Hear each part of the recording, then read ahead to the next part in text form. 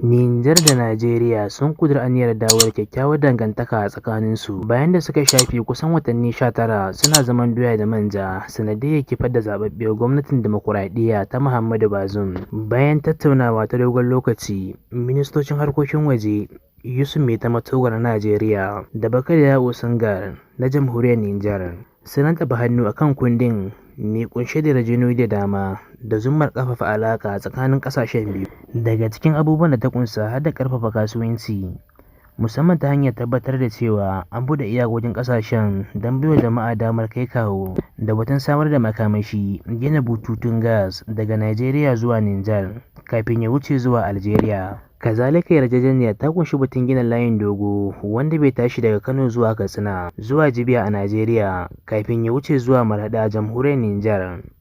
Sai gina hanyoyin mota da za su sada ƙasashen yankin Sahara da kuma inganta hanyoyin sadarwa na zamani a tsakaninsu. Ɓangarorin biyu sun kuma amince su ci gaba da tattaunawa don samar da sauƙi wajen musayar sojoji ta hanyar sauƙaƙa haraji, sai yaƙi da hamada, kai da kawo 'yanci rani kan iyakokinsu, bunƙasa noma da kiwo da dai sauransu. Ministan harkokin wajen Nijeriya Ambassador Yusuf Maitama ya ce za a farfaɗo da hukumar haɗin gwiwa tsakanin Nijeriya da Nijar wadda ba ta sa ido don tabbatar da samun nasarar aiwatar da waɗannan abubuwa. Ministan harkokin wajen Jamhuriyar Nijar Bakari Ya'u Sangar ya ce tabbas wani lokaci a baya an shiga zaman tankiya tsakanin ƙasashen biyu, amma wannan ya zama tsohon labari a cewarsa.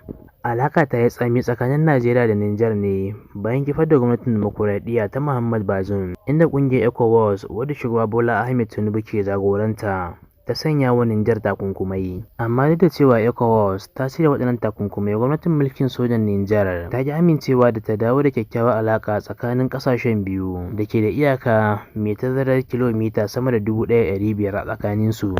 Ku ci gaba da kasancewa da mu a wannan tasha mai albarka masu kallon mu domin samun daɗin shirye-shiryenmu. Kada ku manta, idan wannan shine karonka farko na zuwa wannan tasha mai albarka mai suna Niger News Hausa TV, ka daure ka danna mana subscribe da alamar ƙararrawar sanarwa. Muna godiya da ziyara.